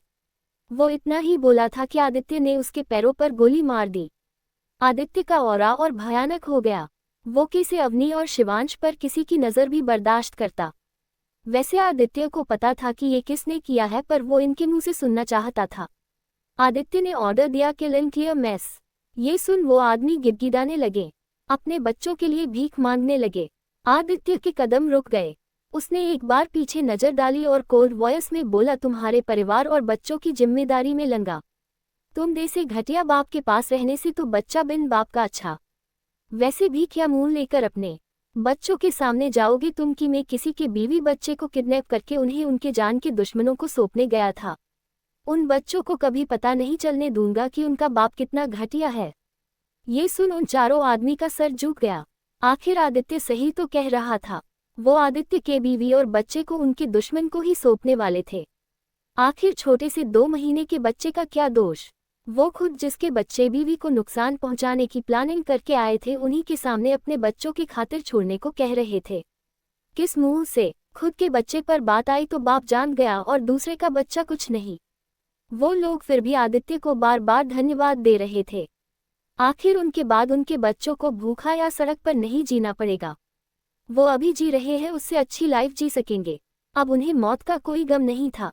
आदित्य ने एक नज़र उन्हें देखा और नजरें फेर कर बोला, आदित्य कपूर कभी निर्दोष को सजा नहीं है और मैं इतना गिरा हुआ नहीं कि किसी को हराने के लिए मासूम बच्चे को किसी की बीवी को दर्द दूं जिसे पता भी नहीं कि उसकी गलती क्या है। ये बोल आदित्य निकल गया। उन चारों के भी मन में आदित्य की ही बातें गूंज रही थी। आखिर उनके आंखों से आंसू गिर पड़े। इतना टचर झेलने के बाद भी नहीं हुआ वो आदित्य की बातों से हुआ। सही कहते हैं लोग, बात जब खुद पर आती है ना तभी हमें दर्द तकलीफ क्या होती है, खुद पर बितती है तभी समझ आता है। गार्ड ने उन चारों को ठिकाने लगा दिया। आदित्य सीधा गाड़ी में बैठकर घर के लिए निकल गया। वैसे भी शाम होने को आई थी। वो शिवांश और अवनी को देखने के लिए बेचैन था। गाड़ी में बैठकर वो खुद में धीमी आवाज में बोला, अगम सिंघानिया, लगता है तुम्हें बहुत जल्दी मिलना पड़ेगा। बहुत शौक है तुम्हें मेरी बीवी बच्चे पर नजर डालने की। Let's play game of death. उसकी खतरनाक बातें और नजरों से आगे बैठे ड्राइवर और रजत कांप उठे। उन्हें ऐसा लग रहा था जैसे उनका खून सूख चुका हो। 53 अगम सिंघानिया। आदित्य की कार में माहौल भयानक था। ड्राइवर ने स्पीड बढ़ाते हुए आदित्य की कार को जल्दी से मेंशन पर पहुंचा दिया। आदित्य तुरंत भागा हुआ रूम में गया। इस वक्त हॉल में कोई नहीं था जिससे किसी को आदित्य के आने की कोई खबर नहीं थी। अभी शाम होने में वक्त था। आदित्य भाग के रूम में गया। उसने रूम का दरवाजा धीरे से खोला। वो जल्दी में था पर उसने ख्याल रखा था कि कोई आवाज न हो। उसे अंदाजा था कि इस वक्त अवनी सो रही होगी। आदित्य ने धीरे से कमरे का दरवाजा बंद किया और बेड के पास आ गया। अवनी और शिवांश को सुकून से सोता देख उसके दिल को चैन मिला। आदित्य ने प्यार से अवनी के फोरहेड पर किस किया। अवनी नींद में ही मुस्कुरा दी। आदित्य एक नज़र दोनों को देख वॉशरूम में जाकर फ्रेश हो गया। मुझे वापस आकर लैपटॉप में अपने ऑफिस का काम करने लगा। आदित्य थोड़ी थोड़ी देर में अवनी और शिवांश को प्यार भरी नजरों से देख रहा था। लगभग 6 बजे अवनी की नींद खुली। अवनी ने अपनी बाहों में सो रहे शिवांश को देखा। उसके चेहरे पर मुस्कुराहट खिल गई। प्यार से अवनी ने शिवांश के फोरहेड को फिर दोनों गाली को किस किया और जैसे ही उठने को हुई उसे सामने आदित्य दिखा। आदित्य की नज़र अवनी पर ही थी। अवनी आदि को देख शौक हुई, फिर खुद के सर पर चपत लगाते हुए खुद में बोली, आदि इतनी जल्दी कैसे आ सकते हैं? अवनी तू आदि के प्यार में पागल हो गई है। तुझे सिर्फ आधे ही दिख रहे हैं। आदि के सपनों ने परेशान कर रखा है। अवनी जो खुद में ही ये सब बोले जा रही थी, आदि वो सब साफ सुन पा रहा था। उसे अपनी बीवी की पचकानी हरकतों पर प्यार आ रहा था।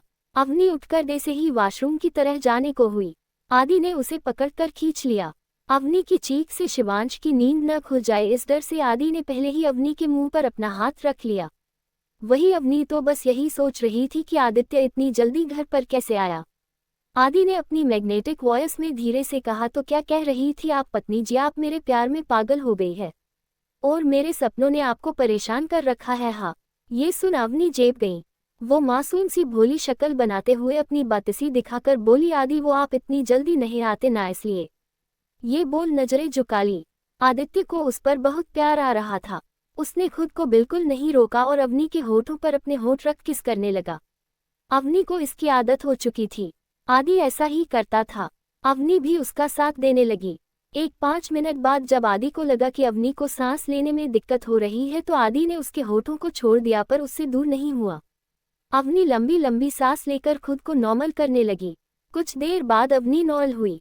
हालांकि उनके बीच पहले भी सब हो चुका है। अवनी को फिर भी शर्म आ रही थी। अवनी तुरंत वॉशरूम में भाग गई। ये देख आदि के चेहरे पर मुस्कुराहट खिल उठी। वो खुद में ही बुदबुदाया, सिली गर्ल। उसकी नज़र शिवांश पर पड़ी, जो धीरे धीरे अपनी पलकें खोल रहा था। आदित्य ने तुरंत उठकर उसे गोद में लिया।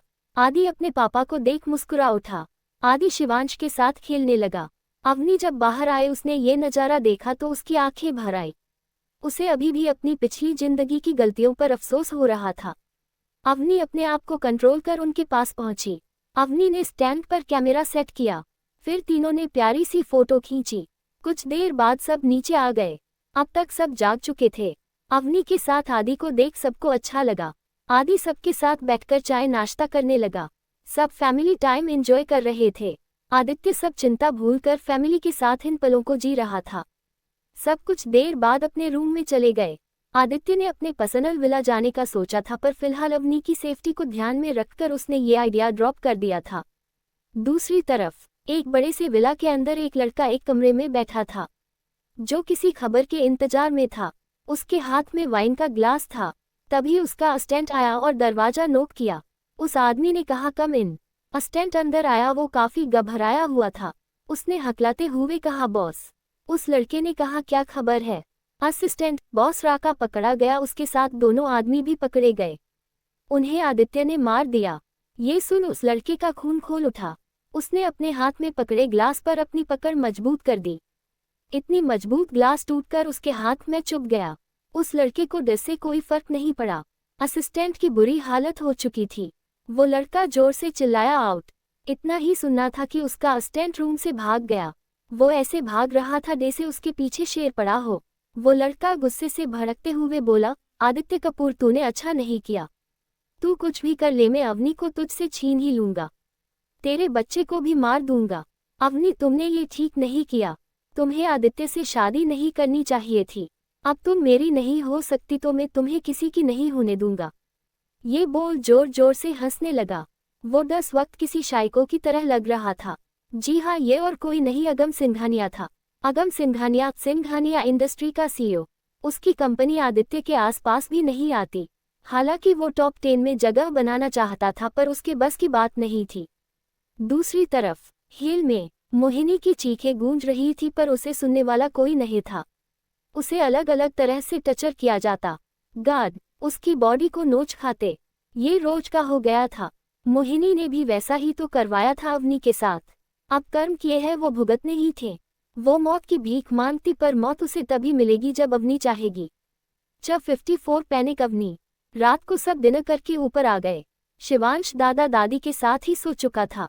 आदित्य का रूम। अवनी बेड पर लेटी हुई थी। आदित्य बाथरूम से फ्रेश होकर निकला। उसका ध्यान अवनी पर गया, जो आंखें बंद कर लेटी हुई थी। आदित्य भी बेड पर चढ़ गया।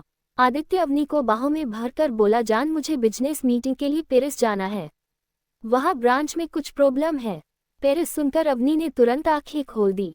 उसके दिमाग कुछ खटका। ऐसे ही आदित्य बिजनेस मीटिंग के लिए पेरिस गया था, जहाँ पर उसके सभी दुश्मनों ने मिलकर उसे जान से मारने की प्लानिंग कर रखी थी। उसमें सबसे बड़ा हाथ अगम सिंघानिया का था।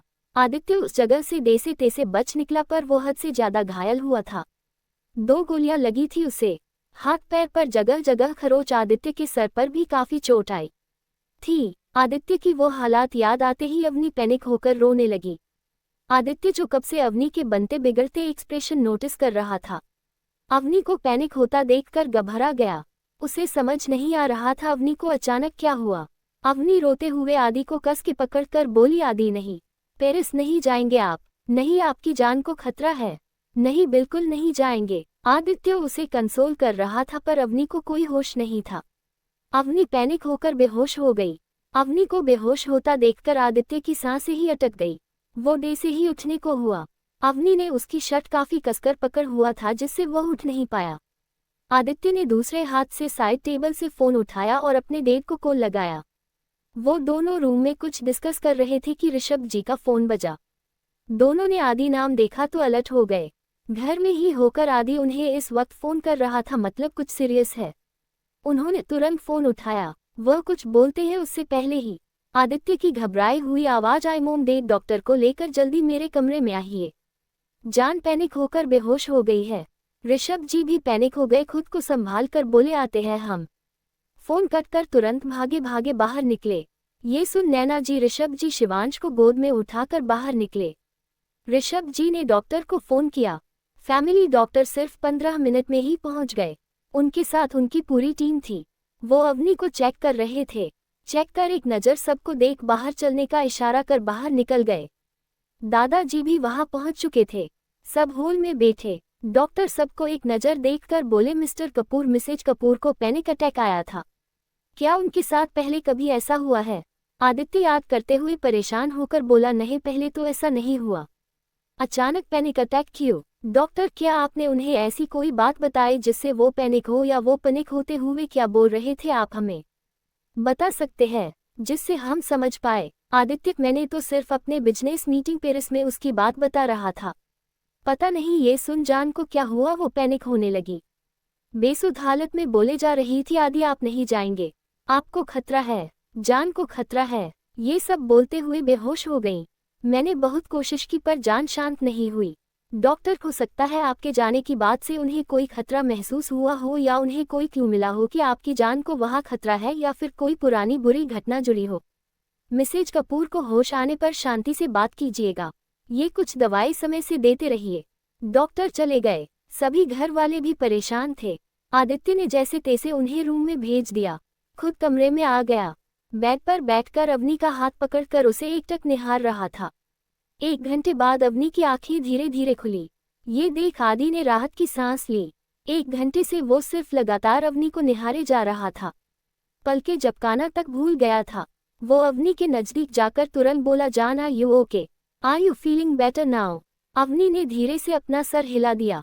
फिर से पेरिस वाली बात याद कर अवनी के चेहरे पर परेशानी आ गई। आदित्य उसके चेहरे के बदलते भाव देख बोला, जान, शांत हो जाओ और बताओ क्या बात है।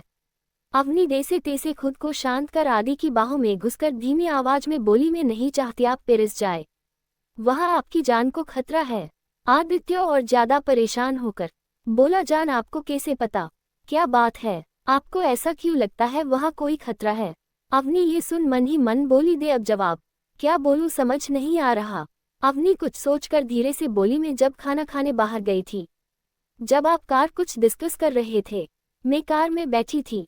जो बुके आपने ऑर्डर किया था मेरे लिए, उसमें मुझे लेटर मिला था एक, जिसमें लिखा था, पेरिस में आप पर जानलेवा हमला होगा, बच सकते हो तो बचा लो, झूठ मत समझना वरना नुकसान तुम्हारा होगा।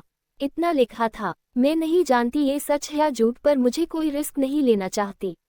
ये सुन आदित्य गुस्से से जल उठा। उसकी बीवी को कोई धमकी भरे लेटर दे रहा है और उसे पता भी नहीं।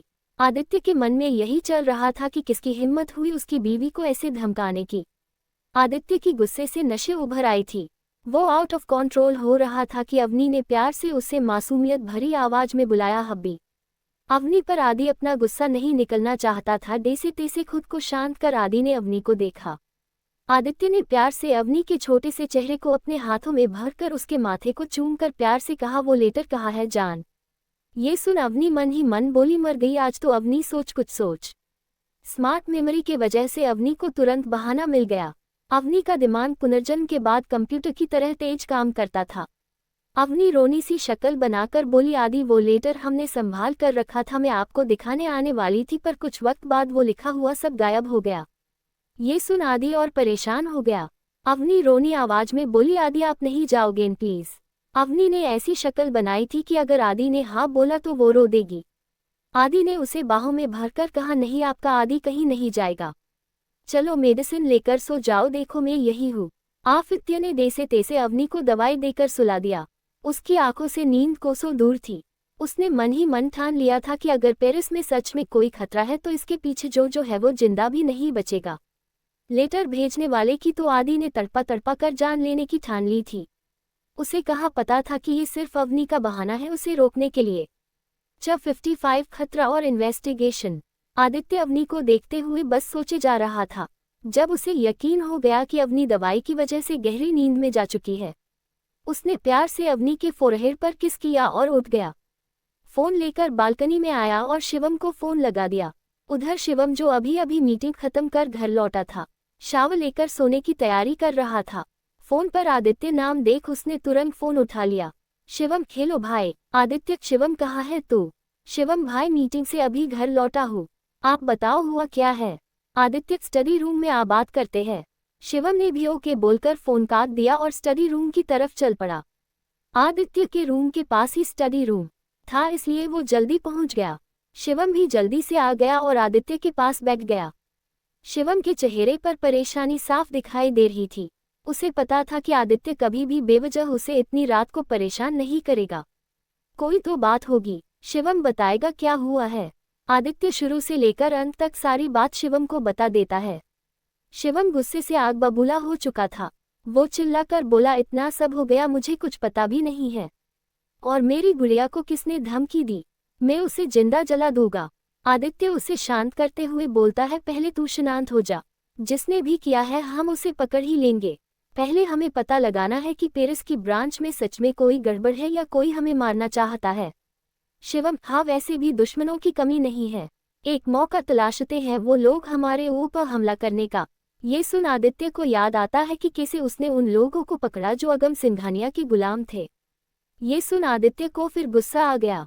आदित्य गुस्से में चिल्लाकर बोला, उस अगम को मैं छोड़ूंगा ही नहीं। ये सुन शिवम कंफ्यूज हो गया और पूछ ही लिया, किसकी बात कर रहा है तू? आदित्य खुद को शांत कर सारी घटना उसे बता देता है। ये सुन शिवम का पारा हाई हो चुका था।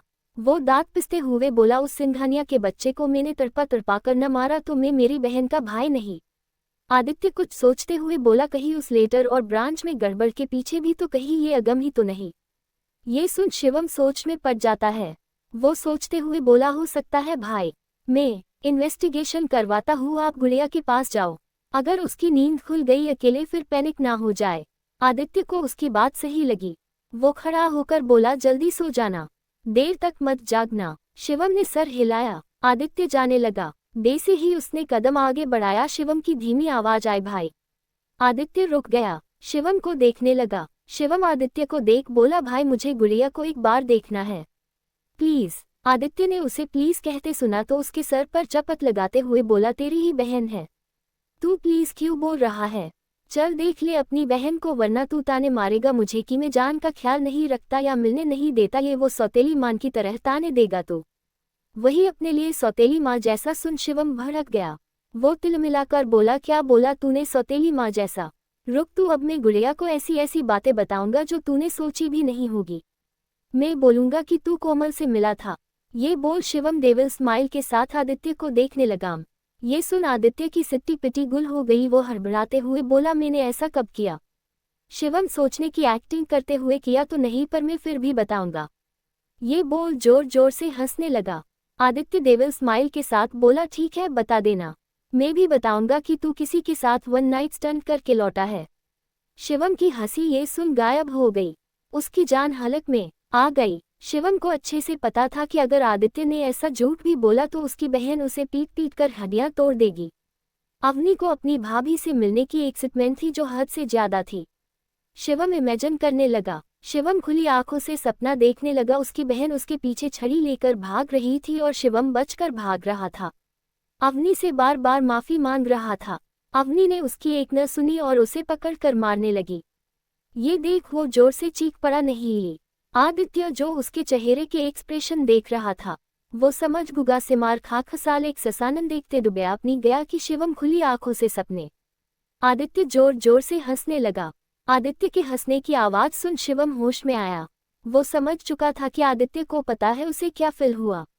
शिवम मासूम सा पप्पी फेस बनाकर आदित्य से बोला, प्लीज भाई गुड़िया को ऐसा कुछ झूठ मत बोलना प्लीज, आप तो मेरे प्यारे भाई हो ना।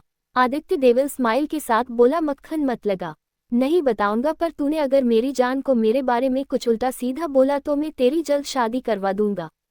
ये सुन शिवम हाथ जोड़कर बोला, नहीं करूंगा कुछ अभी, चल मुझे मेरी गुड़िया को देखना है और काम भी करना है। आदित्य ने सिर हिलाया।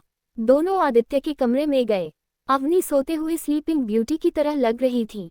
शिवम आगे आकर घुटनों के बल बैठकर अवनी को प्यार से देखते हुए उसका सर सहलाने लगा।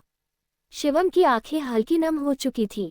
वो दिल ही दिल ईश्वर से एक ही शिकायत कर रहा था, और कितना सताओगे मेरी गुड़िया को, उसने इतना कुछ झेला है, उसे थोड़ी सी शांति भरी जिंदगी कभी मिलेगी या नहीं। वही अवनी नींद में भी अपने भाई का स्पर्श पहचान गई और धीरे से बोली, भाई। अवनी आंखें खोलने लगी। आदित्य और शिवम शौक थे। अवनी ने नींद में शिवम का स्पर्श पहचान लिया, पर कैसे? जल्दी होश में आकर शिवम ने जल्दी अपनी आंखों की नमी छुपा दी। अवनी ने आंखें खोल सामने अपने भाई को देखा तो उसके गले लग गई। अवनी रूंधे गले से बोली, कहाँ थे भाई आप? यू नो वॉट, मेरी तबीयत खराब हो गई थी, आपको मेरी कोई फिक्र ही नहीं है। उन दोनों के फेस पर अवनी की प्यारी प्यारी शिकायत सुनकर स्माइल आ गई। शिवम प्यार से उसका सर सहलाकर उस पर अपनी पकड़ कसते हुए बोला, बच्चे में बाहर था, देसी ही में आया, आदि ने मुझे सब बताया, मैं सबसे पहले आपसे मिले आया हूँ देखो। फिर भी अवनी मुंह बनाकर बोली, मैं फिर भी आपसे नाराज हूँ। शिवम ने प्यार से अपनी पॉकेट से बड़ी सी चॉकलेट निकल कर दी। अवनी खुश होकर शिवम के गले लग गई। कुछ देर बाद शिवम चला गया। अवनी को आदित्य अपनी बाहों में लेकर सो गया। शिवम के कमरे में शिवम ने अपनी टीम को कॉल किया और ऑर्डर दिया, पेरिस की ब्रांच में क्या गड़बड़ है चेक करो, वहाँ कोई हमारी फैमिली को मारने की प्लानिंग बना रहा है, पता लगाओ। सामने से एक आदमी भारी आवाज में बोला, यस बॉस। शिवम, अगम सिंघानिया की कुंडली निकालो, बाकी का काम मैं कल आकर बताऊंगा। 9-6 देर बाद कॉल कट कर शिवम बिस्तर पर गिर गया। उसके दिल में एक ही लड़की का चेहरा घूम रहा था। सोचते सोचते वो कब सो गया, उसे पता भी नहीं चला। आज के लिए इतना ही, मिलेंगे कल। आगे देखने के लिए लाइक एंड सब्सक्राइब करें, कमेंट करके बताएं स्टोरी कैसी लगी। धन्यवाद।